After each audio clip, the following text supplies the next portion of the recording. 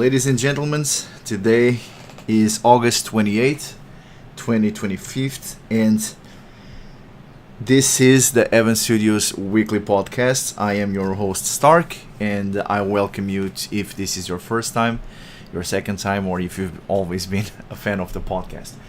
That ass shouldn't be there. This was a mistake. This was there from the last version. It's not that I don't like that ass, but it's quite a way to start. I completely forgot to remove it from the last podcast. How about that? So obviously today is a great podcast. We didn't do a podcast last week because we were working hard on Journey Abroad. We still are. We've been releasing a patch almost every week. We released 2 patches last week. We would have released 3 if I realized a mistake we made, but there will be another patch tomorrow. So I'm going to talk about what we released. I'm going to talk about what we plan to release, and then I'm going to talk about Journey Bloodlust and what's coming in September. So obviously Journey Abroad has 3 stages, which is what we released so far, what we are planning to release in short term, and what we plan to release in long term. Now, what we released so far was a game that I feel it's like 80 to 85% there in terms of this is a decent example of what the players should expect in the future. Also, first of all, I just want to say hi to everybody in chat. I like I said, since I've been away for so long for reasons that everybody knows at this point. When I got back to the podcast, things were a little awkward. It felt like the speech wasn't as fluid or organic as it should have been. And I always used to do this, and I want to go back to doing this. I want to say hi to everybody that is watching, everybody in chat. What up, Shortcut? And to everybody that may watch this in the future, hi, it's nice to have you here. So, for people that have already played Journey Abroad, obviously it's not going to please everyone. It's going to have some ups and downs. I'm going to explain what I feel like are the strong points and the weak points of the game so far, what we plan to fix in the long term, what we plan to fix in the short term, and what we plan on fixing on the long term. Now, like I said, I feel like the game is 85% there in terms of this is a good example of what you'll be able to see in the future. We have already showed you at least like half of the female cast that you will be able to romance in the future. We have already created some interactions and some dynamics with some of the females in the game for the player to see that there's characters with completely different personalities and that you will have to do different things to romance them. I will talk a little bit about the ones that we have already presented in the game so far. Obviously, at the start of the game, you meet your family. You probably noticed that the dynamics are your sister kind of feels like someone that, in a sense, she's appreciative that you're there. I mean, she kind of, you're her brother. Definitely, there's some kind of connection there. But with Megan, it comes as like tolerance because she's very intolerant towards everyone. She's the type of person that is really hard to deal with, and she gives her brother a little bit of leniency, even though it doesn't look like it so far. But you will see that she is just a character that is she's very rough around the edges, so to speak. When it comes to the MC, right now is someone that is kind of weird. He's super awkward. His dialogue is weird. He doesn't swear. He doesn't curse in general. He addresses things in kind of a bland way, or almost like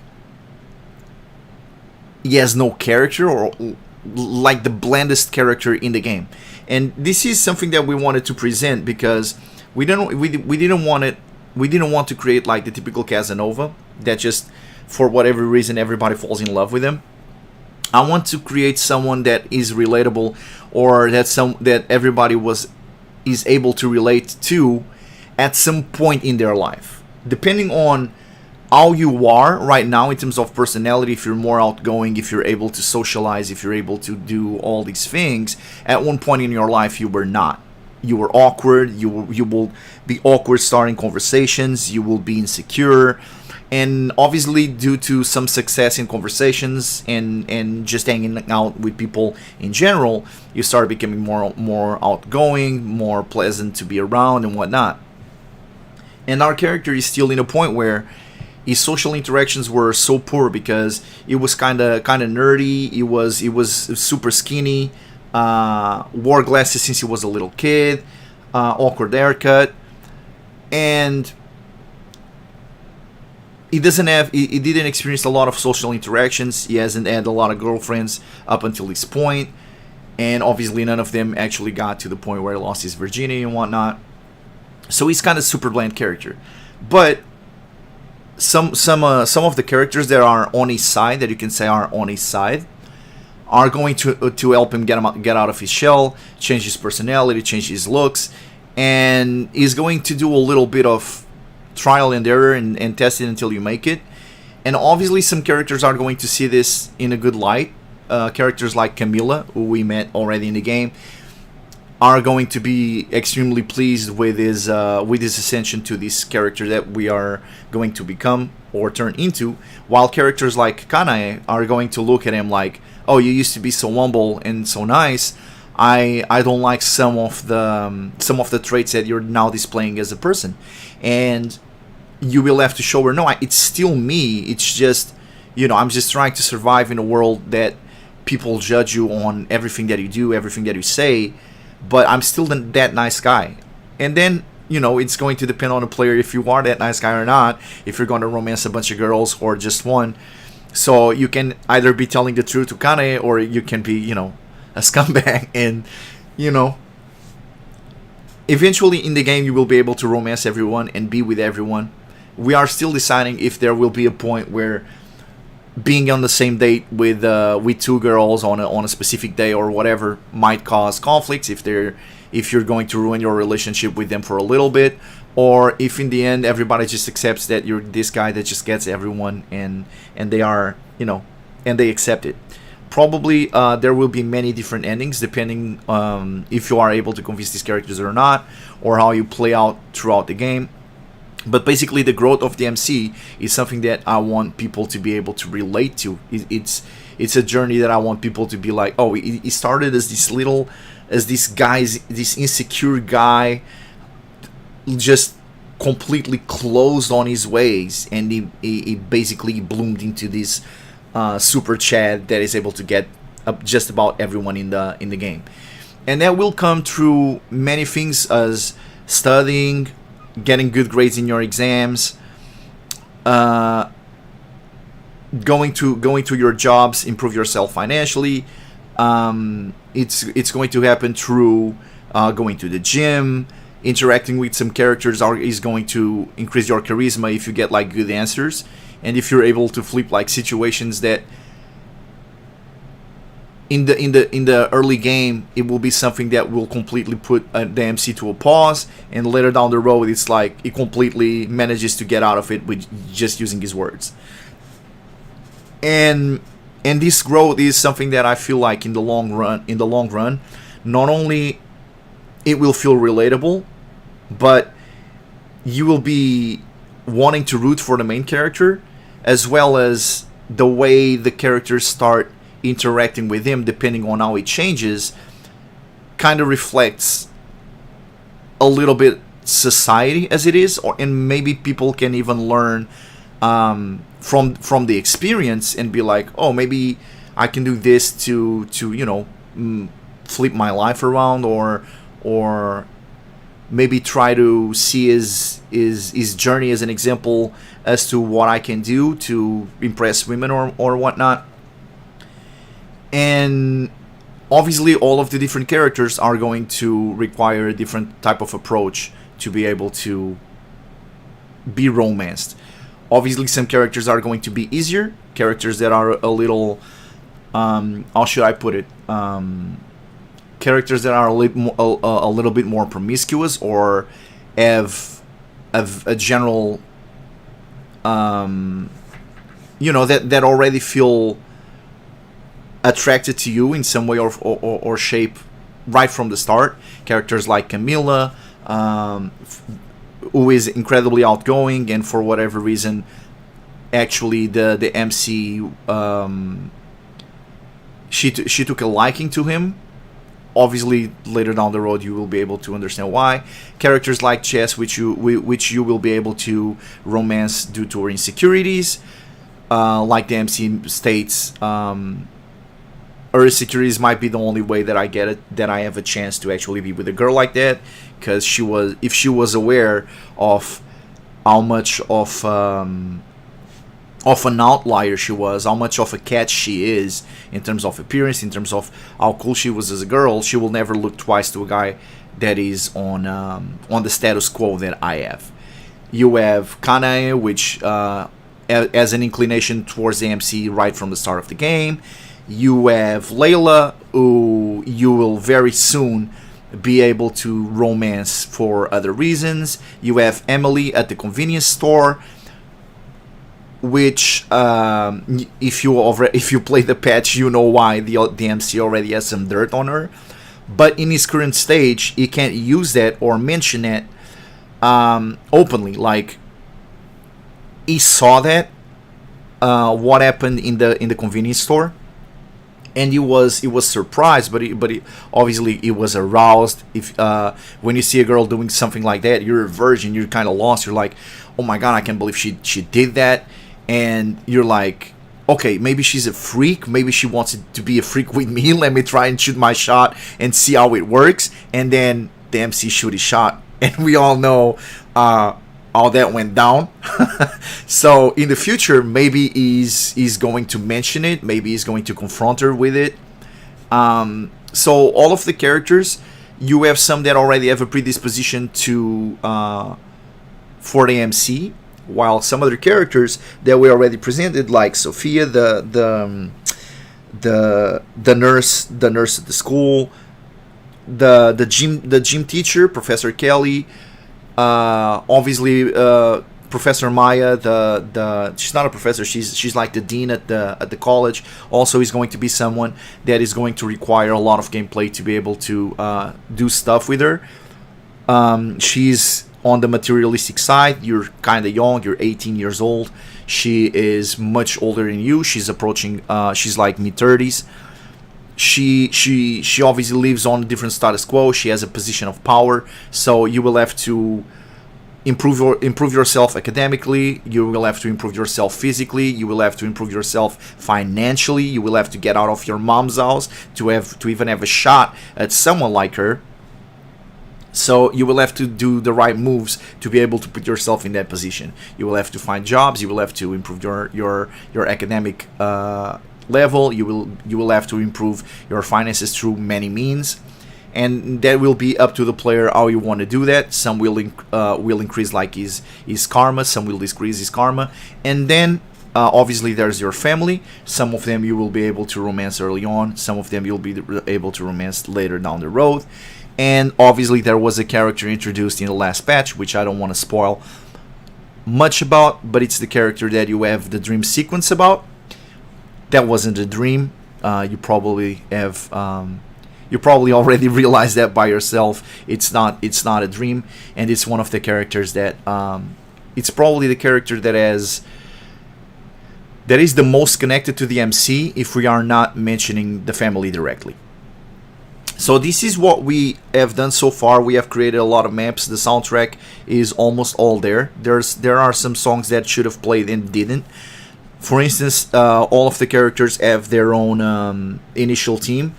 So, but I was focusing on other stuff like creating dialogues, creating the story, picking the soundtracks and whatnot. There was a lot of stuff that I was doing, and when it came to testing a game, I actually hope that Isaac already had tested some of the stuff, and some of the stuff is not there, which takes me to what I want to fix in short term is fix the small details that are not correct in game, the characters not being in the right position, not being the correct time of the day. There are some events that should happen at night.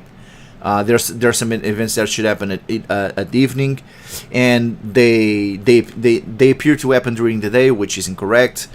There's a lot of other small details that we want to address in very short term. We want to present the new chat boxes, the new dialogue boxes, which we think it's going to look a lot cooler and make the game look a lot better visually. We want to finish the tutorials. We obviously want to finish the main floor of the university, and then we want to look at the maps. We want to look at the stuff that we feel that it's like bland at this point in the game. Add characters, make the world seem more populated, make the world seem more rich, and in general just improve the experience. Also, there's a lot of the dialogue, especially early on, that feels a little bit mechanical, and I know it feels weird to say this, but it feels mechanical because of the proofreading, because of we put a lot of the dialogue in ChatGPT or Grok or whatever, and we ask it to make it look more natural and to fix the grammar. But at times, it writes it in a way that looks so perfect that it's almost mechanical, not natural. So we want to go back to the early game and actually address some of the dialogue early game. And obviously there's other things that we want to fix. For instance, there was an entire scene that you should be able to see in the game, and if you are able to edit the game, you will be able to see it. It's just missing one line of code that is not there. The teaser scene right now, it's a black screen. It shouldn't be a black screen. I think there was a version, like 2 versions ago, where the scene was actually working, and then we broke it on the Monday release. So it was good on the Friday release. We broke it on the Monday release. We're gonna fix it again tomorrow, because there's literally just one line that says fade in.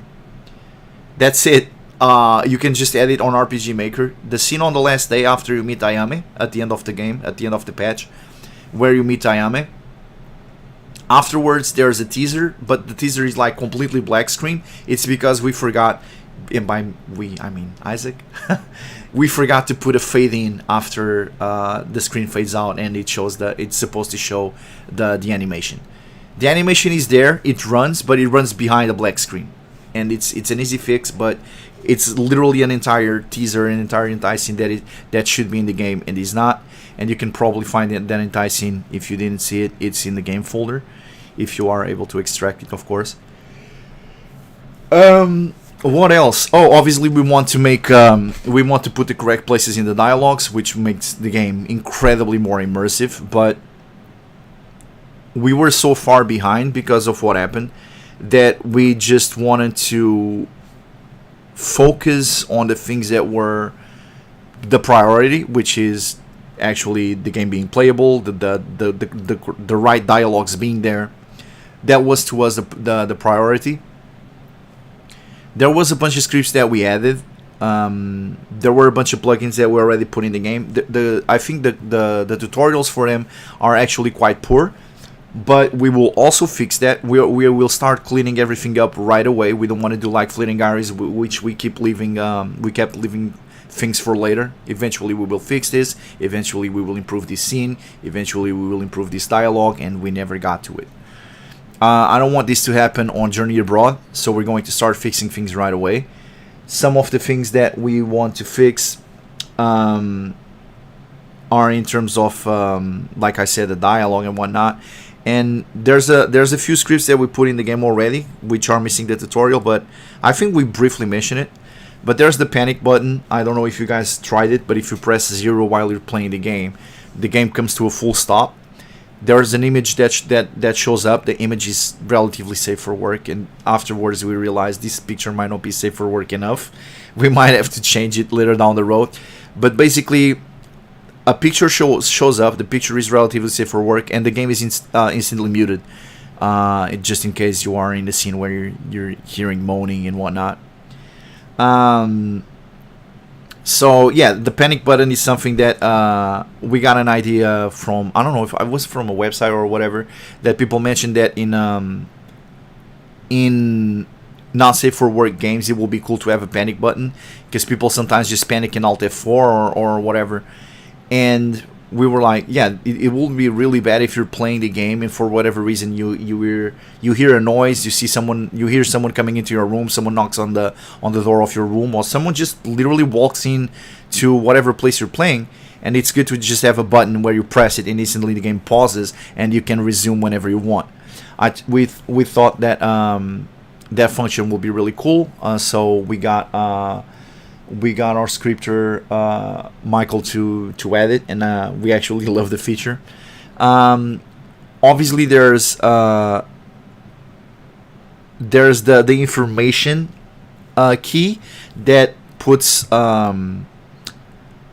small.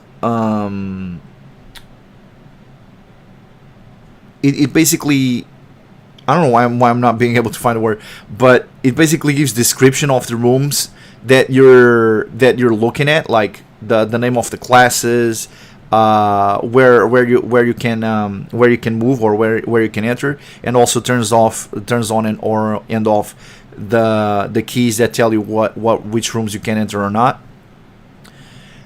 All of that now starts on from the beginning of the game, and there should be a tutorial teaching you how to turn it on and off. And we also created like a system in game, which is cutscene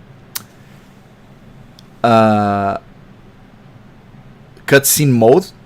So in cutscene mode, a few things happen. Some of the descriptions and whatnot, all of them disappear during a cutscene. There's also another thing right now that disappears during the cutscene. I don't know if you guys realize, but we also created a script where if the main character walks behind some stuff, instead of being completely covered by whatever he's walking behind of, if it's like a rail, if it's a wall or whatever it is that walks behind of, right now the thing becomes transparent and you can actually see the MC move behind it, which will be interesting in the future for anti-scenes and whatnot. But only happens to the MC. So if in those periods where the MC is like following the mother around the house, she becomes invisible, but he doesn't, which looks kind of weird. So during cutscenes, we have made it so that script doesn't work. So every time the cutscenes happen, we try to clean up the screen as much as possible.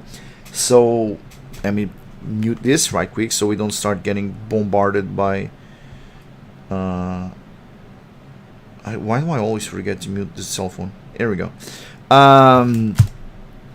So we try to clean up the screen as much as possible. Obviously, the player could himself press 1 to turn it off and whatnot. And by the way, all these keys are available. You can edit them in the main menu right at the start of the game, and obviously you will have access to an actual menu throughout the game that you can save whenever you want. That which has an autosave, which you can see your quests, which you can see everything. And we do also understand that the game is kind of like railroaded right now. We're also going to fix this in the future.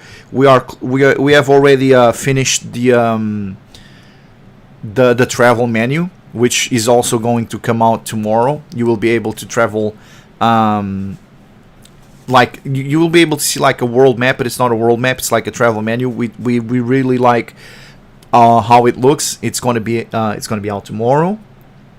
And then finally there is obviously the message log, which you can turn on or off, and it's already working. It was a feature that was very requested for Fleeting Iris, and we brought. Obviously, we had to remake it from scratch because VX8 was programmed in Ruby on Rails, and MV is programmed in JavaScript. So we had to pretty much just remake the whole script from scratch. But the script is there in game. You can always, if you were holding control, or for whatever reason you missed a line of dialogue you want to go back, you can easily reopen it. And like everything else, all of this is the message log, the description aid, the panic button. All of it is configurable on the keyboard menu. On short term, we want to add more songs. We want to clean up the dialogue. We want to clean up some of the menus, finish up the tutorials, and all that. Midterm, which means next patch, we want to add another week of gameplay. If possible, we want to introduce a few more female characters, and we want to add at least like 2 or 3 new entire scenes. 3 or 4 new entire scenes. An entire week of gameplay should take as long to play as the game right now. Obviously, if you hold control, and we are absolutely not trying to artificially inflate the size of the game. We're just assuming that people read the stuff. And if you don't skip the start, which you are able to right now, thanks for Shortcut and a couple other people that said having to read the MC in his initial days being like completely boring is, it's a little bit of a chore. So we will allow people to skip a lot of that. Where was I? But yeah. Shit, I got lost. Well, this is the problem with you guys know what. Yeah. So basically, I think we were talking about what we were going to add in the next patch. I think, I don't know, I think it is. So we want to add another week of gameplay. We want to introduce a lot more female characters. We want to obviously improve we want to improve his relationship with some of the characters. We want already to be able to let the player go look for different jobs. What else? Oh, we will start the beginning of his change. It's going to take like 2 weeks. Oh, I already know what I was mentioning. Sorry, I've because of what happened. I don't know how to explain. I always get like super tired after a certain point in the day, and my brain just goes into like sleep mode. We were talking about how long it takes to play. I feel like the first patch, as it is, if you read everything and whatnot, the first week of gameplay can take anywhere from like 45 minutes to 1 hour of gameplay, and this is absolutely trying not to artificially inflate the game. The second week should take about the same time. He's going to his first party. He's going to hang out with Camilla on Monday as after work, as previously mentioned on this patch. Camilla and his sister are going to be the two key points for him to start doing his change. So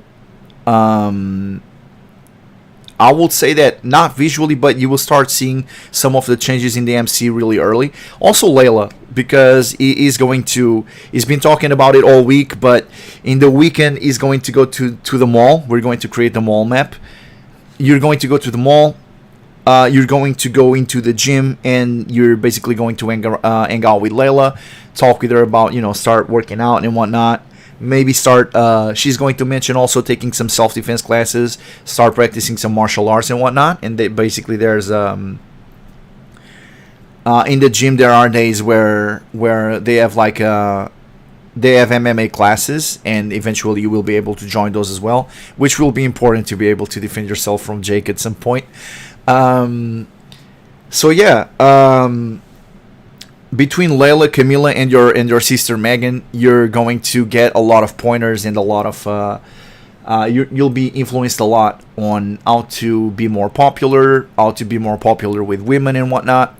And I think those three especially are going to become the catalysts for you to become a better character. Obviously there are more important characters in game, like his mom and whatnot, but his mom is like just this big-hearted, a little bit innocent airhead that, instead of giving him a cold shoulder sometimes or try to stimulate him to be better, she's like, you're already enough the way you are, which obviously in some points it's true, but she doesn't leave a lot of room for you to improve yourself. She basically thinks that everything you do is perfect, and being your mom and spending so much time away, far from you, she tends to be like overprotective and over appreciative of just having you there. So obviously Camila and Layla and your sister Meg are going to become the bigger catalysts for change, which is going to start happening right on the next patch. So you will be spending a lot more time with these characters. You will be introduced to a few more characters. It will be going to the party. There will be another party on Wednesday, which is going to show up. Obviously, the patch is going to end on a cliffhanger, just like this patch ended on somewhat of a cliffhanger. And it's going to be something like, oh, okay, so basically either you're going to meet a new character, or you're going to learn something about a character that is kind of an opening to be with that character. So yeah, that's going to be short. That's going to be right next patch. And hopefully this is kind of what we wanted to do. Not only just add another week of gameplay and a couple enti scenes. We also wanted, and this is obviously tentative, but we really, really want to do this. We want to focus on finishing the UI. Basically, we want to finish the kind of like the layout of the menus and whatnot. We want to create the menus. We want to create the sub-menus. We want to create basically the whole interface where you have the quest on the top right side of the corner of the screen, where you always know what time it is. We want to have the world map. We want to be able to show if there's quests happening there or not. So we also want to create more agency, to let the players do everything instead of like teleporting the player here and there. We want the players to be actually be able to do the quest and stumble upon content. We don't want to make content hidden. We want to instead of saying, oh, go to this place, meet this character that you don't even know she's there. We basically, in the world map, you will see, for instance, park, and after park there's like event, and then we will have two colors for event. We have golden for like event that progress that makes that pushes the plot forward, that pushes the story forward, or minor events where basically you'll just have chances to be with characters and whatnot. We also want to create the menu where you will see the girls' schedules, their stats, their preferences and whatnot. And we think that in the end it's gonna look super cool, but we also think that afterwards the game is gonna look a lot better once it has the menus and once it has all this stuff. But it just wasn't a priority. It's a lot of time that I'm gonna spend making them, and then after making them, which is the front end part, we need to send it to Michael to do the back end part, which is program it and make it possible and interactable in game. So yeah, there's all that, and we want to release all of that in the next patch. Not next patch Friday tomorrow, but the next patch after that, which should be the end of October. And then September is all going to be dedicated to Bloodlust. As for Bloodlust, I wish I could share with you guys the most recent scenes, like I shared last week. Wait, not last week, like the week before that. But it's not as safe for work as the last one that I showed, the one where she gets slapped in the butt and whatnot. Well, that one we were able to spoil on YouTube. What comes next, we won't be able to. So yeah, you guys will have to wait and see. And obviously, since this is the first patch, I won't spoil it on Discord. Also stay tuned on Discord, because I'm going to probably start spoiling what's coming next in Journey Abroad. I might spoil the next 3 scenes very, very soon. And for Bloodlust, after the patch that comes in September, we are going to start spoiling the scenes in there as well, as soon as we receive them, as we always have for Flynn and Gary's. As for progress, right now we are having a lot of fun on Journey Abroad, making weekly releases. we are going to stick to the monthly releases that we had planned. So Journey Abroad should come out in at the end of September, and the next Bloodlust should come out at the end of September, and Journey Abroad should come out at the end of October, the next patch, and then alternating. However, if we are making really strong progress, we will release early patches much earlier. We've been able to put down a lot of work now that we have gone through most of the the work that you don't see, which is mostly just coding and come up with songs and come up with story and come up with all this crap. And with Journey Abroad, we've been able to release like weekly patches for like the last 3 weeks. And with with Bloodlust, we want to do the same thing. Like if we get to a point where we feel like we already have something that is playable and it will be cool to show the players, we will do earlier releases. Will it have all the content and all the enticings and all the things that we have planned? No, but it will be able to give you guys an idea of how hard we're working on stuff, on what we are working on. So, yeah, the original date for release is going to be at the end of September for Bloodlust, but we might release it earlier and then do like weekly patches or something like that, and try to keep you guys updated on what we're doing.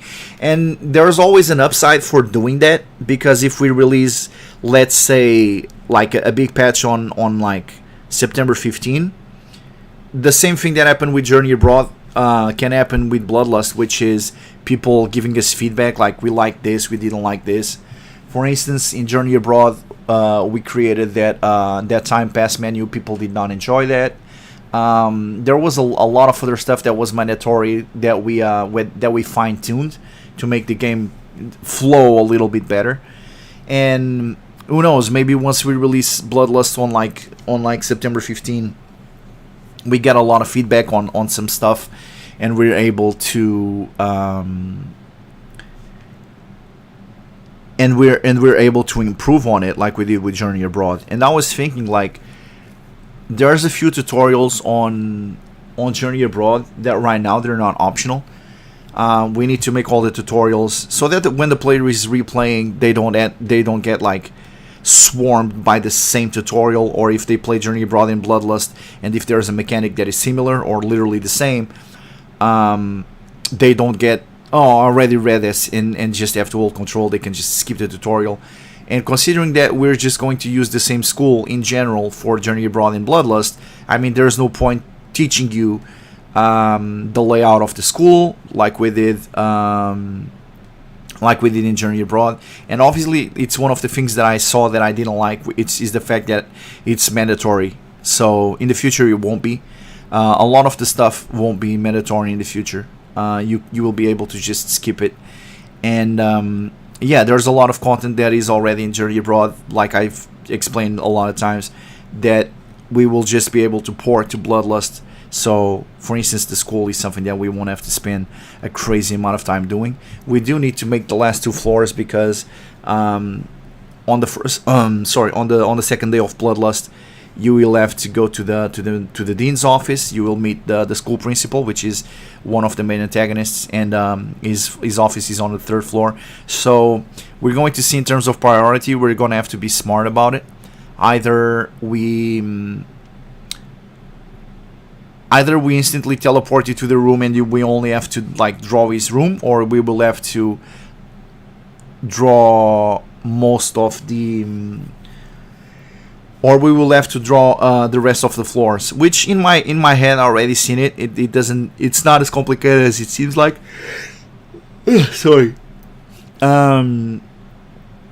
So we might have to draw that. Obviously, we will have to draw the complex building where Eve is going to reside in. It's going to be this Japanese style complex building with like three houses on the bottom floor, 3 houses on the top floor, and then some stairs that you can go, and you're going to be living next to your landlord, which is going to be another antagonist and whatnot. and obviously we will have to draw um, Eve's apartment where she's going to be with her new best friend. And yeah, we're going to be having Alex cameos really early on the game because obviously for those that play the Christmas patch, you guys know that Alexandra and Jazz have been romantically involved at some point. So she will be one of the potentially romanceable characters. You will see Jack. You will also have a few Ayame cameos here and there.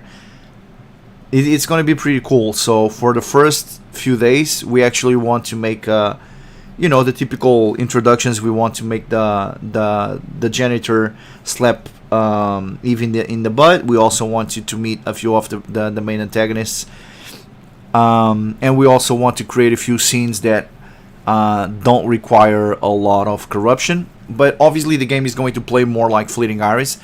Journey Abroad is kind of like a slow burn. You get to meet the characters a lot. There's a lot of building up relationships and whatnot. Whereas Bloodlust is going to be a lot more fast paced, a lot more the relationships. A lot of them are going to be a little bit more quid pro quo. There's going to be a lot more coercion and whatnot. You guys know what I'm talking about. So the game is going to be a lot more fast-paced than Fleeting Iris. And actually, I didn't do the reason why I didn't do the podcast yesterday. I was actually interviewing someone to do that works in Spine. I don't know. Listen, I just the person was like, I'm willing to work early on for no pay and whatever because I also wanna learn the business. And I'm like, listen, the studio might be like a couple months away from closing right now, the way we are financially. But if you want to see this as an opportunity for growth, we will be glad to have you on board. So yeah, we gave him a few drawings of Jazz and whatnot for him to animate as the battlers. And that will take me to the next point, which is the battle system. So obviously for the first patch in Bloodlust, which you're going to be meeting a lot of characters and whatnot, and just living a little bit of your daytime life. There won't be a lot of battling or basically going on missions, but we do want to do that right away for the second patch. So the first patch will come out in September. So in November, at the end of November, we would like to have the battle system fully working and at least a few enemies that we can that we can test the battle system on. I wouldn't say that we might have the first mission completely finished. Sorry, I'm really sorry. It's just that ever since the burnout, my exhaustion it just creeps on me. At the end of the day, I'm completely exhausted. At least my huge sleeping problems that I used to have are no longer a problem. I've been sleeping for 10 to 12 hours a day every day, so I guess there's that. Yeah, so obviously we're going to be focusing mostly on the daytime life on Bloodlust on the first few patches, on the first patch at least, and then on the next big patch we are going to try and introduce the battle system. And yeah, the last thing that I feel like we need to mention, unless I'm forgetting something, but I don't think I am. The last thing that I think we need to mention is basically the AI work that we've been working on. And we have already finished a great deal of the characters. We finished Ayame, we finished Adriana, we finished Alexandra, we finished Robert, and I think the last one we finished was Dan. And I think we dwelled on Melvin. Obviously, there were other priorities. I always said that I wouldn't let the AI short stories. Sorry, I always said that I wouldn't let the AI short stories take away from the time that we have to work on Journey Abroad and Bloodlust.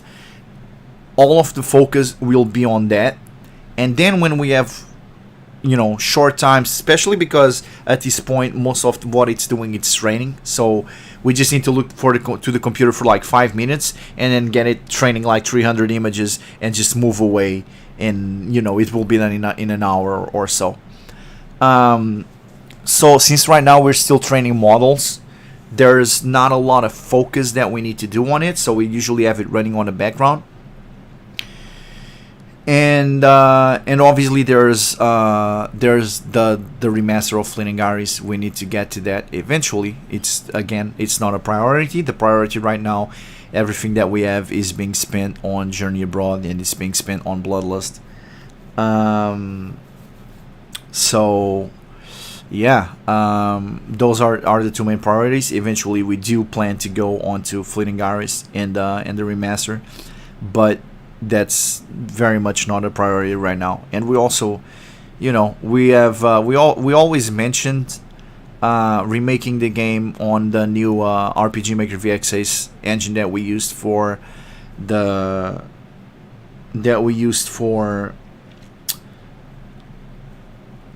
free DLCs for the Shota patch and whatnot.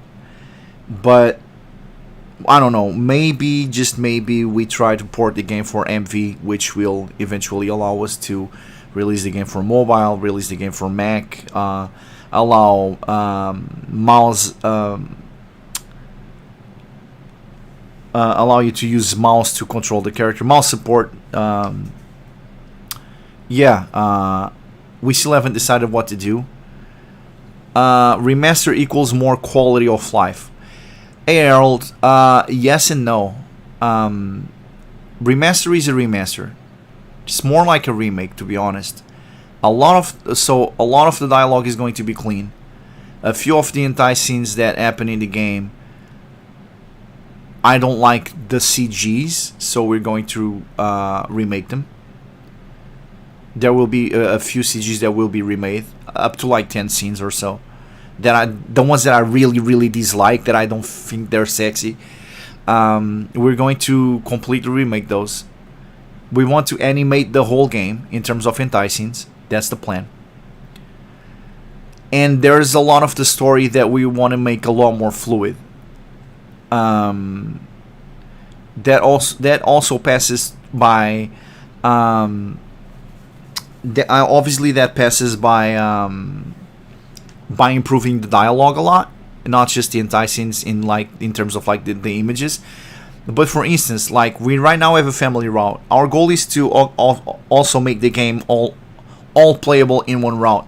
So right now, instead of like having the family route being kind of like a fail system in case you don't accept either Melvin or Sato, which are like they are the initial triggers for Ayame to have like to achieve like a free roam state or a fallen state. It implies that you either went with and or Melvin or Sato. And in case you refuse both in a very specific way, and as well as the Garcias, you trigger the family route, and then you play the family route. And we don't want this to be like, if this fails, go here, or if this. We want to make the game fluid and be able allow the player to play everything in one sitting and make everything make sense. So instead of for instance having a family route, we are going to have, when Ayame gets the nurse job, she's basically working at the hospital, which obviously triggers from the Melvin scene where Fujiko beats up Scott. But while Ayame is a nurse, Robert receives a call. It's his father. He says he asks if he can come over. His back hurts, whatever. And he kind of wanted to see his son and his grandson, if he could hang out with him for a few days. His health is kind of poor, so he was like, well, since I'm kind of debilitated at this point, I hope I'm not intruding, but can you guys give me some help and whatnot? And obviously Robert mentions that his girlfriend, future wife, his fiance, is a nurse, and that's what triggers the kind of like the Jesus, what's his name? The Arthur route, the father-in-law route is basically going to be a sequence from her becoming a nurse, instead of being like, this failed, so now you have this.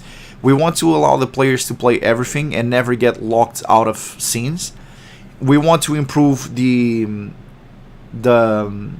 loyal ending a little bit, making it a little longer, force you to reject a few more of IMA's pretenders, so to speak. But yeah, we want to improve the game in many fronts, in terms of story, in terms of dialogue, in terms of scenes, animate the whole game, maybe port it to MV, improve the maps. A lot of it is going to be kept. Some of the entire scenes, some of the scenes that lead to entire scenes, a lot of it we are going to keep, because we do feel like the game has it has a lot of strong points, especially later down the road. Also, when we remake it, we might make the Shota patch and the bestiality patch and whatever. We might try to incorporate it directly into the game. So basically, saying it that it's a remaster, it's kind of, it's wrong, or it's like, how to put it? It's not very honest, because it's not really what it is. It's almost borderline wrong.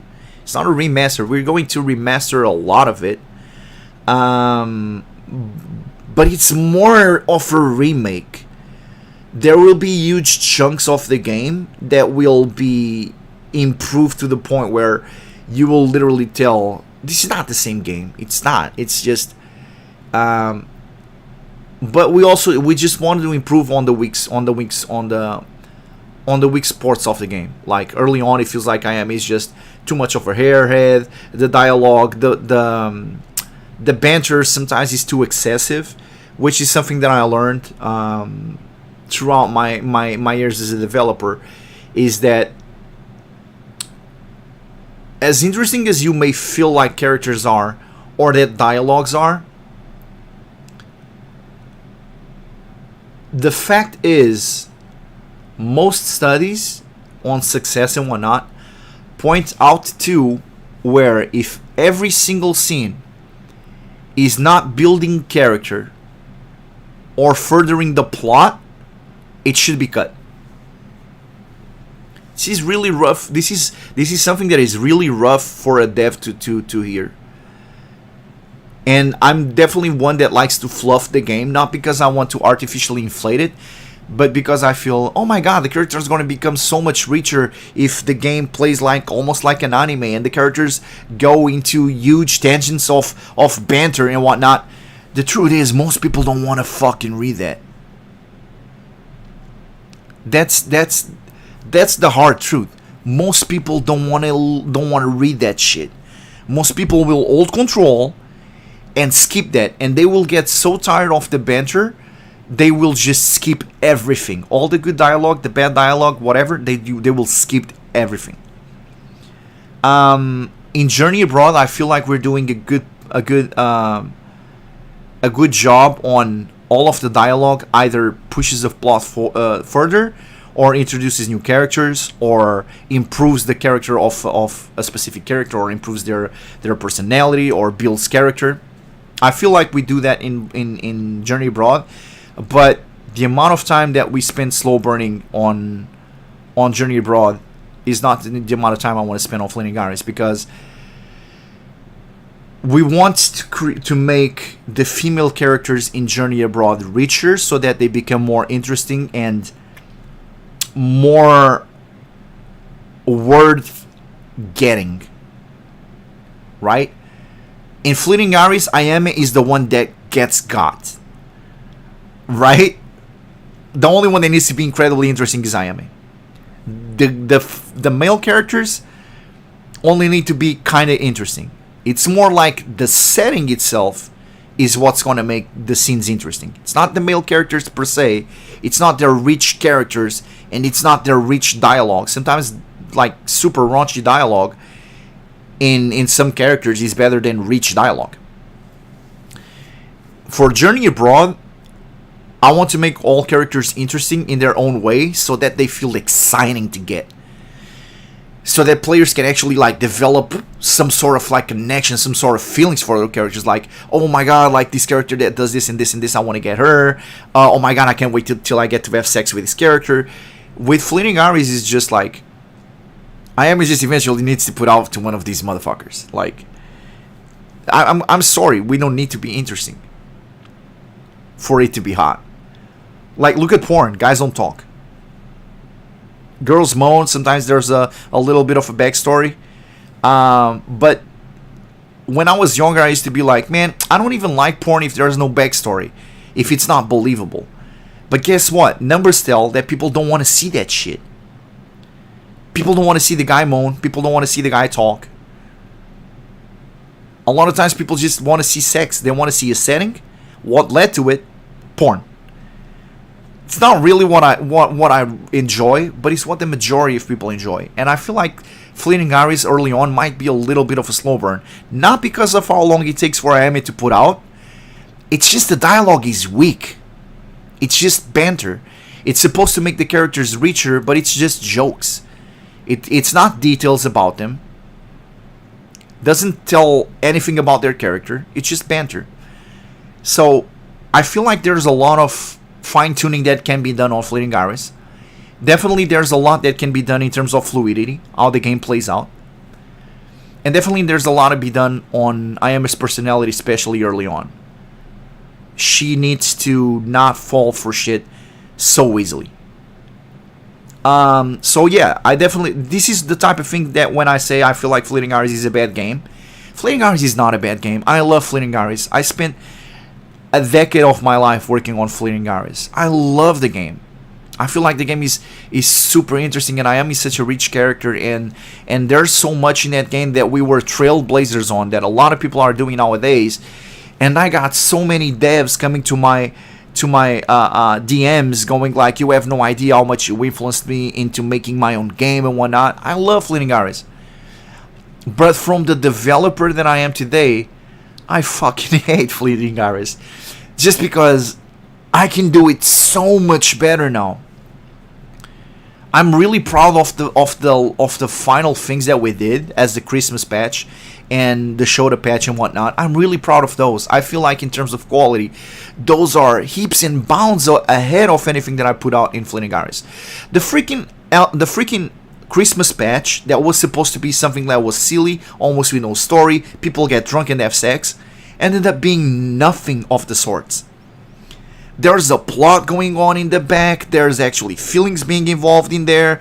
There's these all kind of crazy chemistries and interactions going on in the back on something that was supposed to be a stupid patch just to have Ayami dressed in fucking winter clothes or Mr. Santa clothes. And we were like, no, we are not going to do anything half-assed. We're going to do a Christmas patch, and this shit is going to be super rich. And we were so proud of what we got in the end.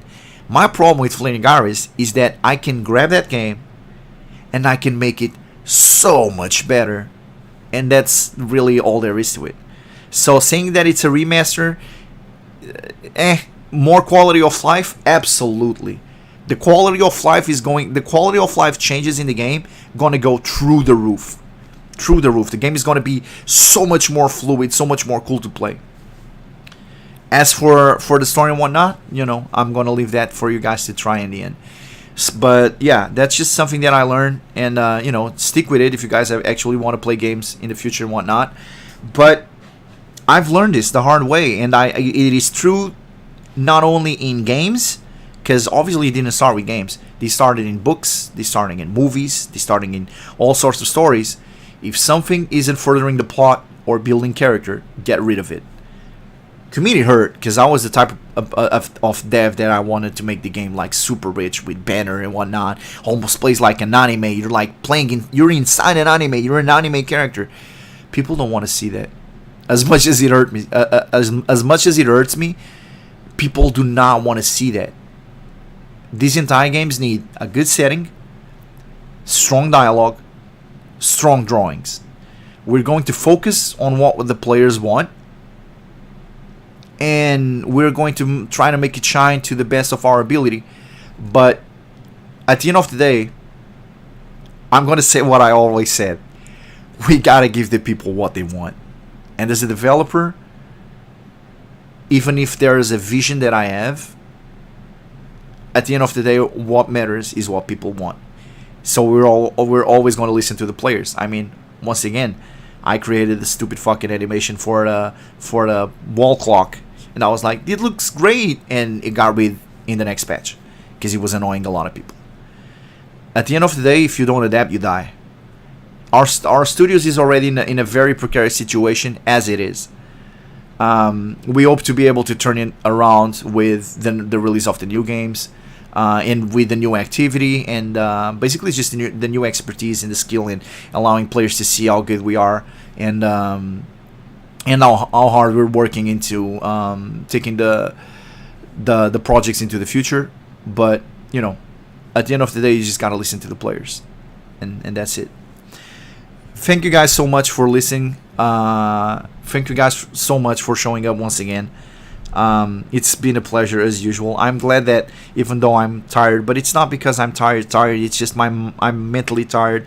I'm recovering from a burnout.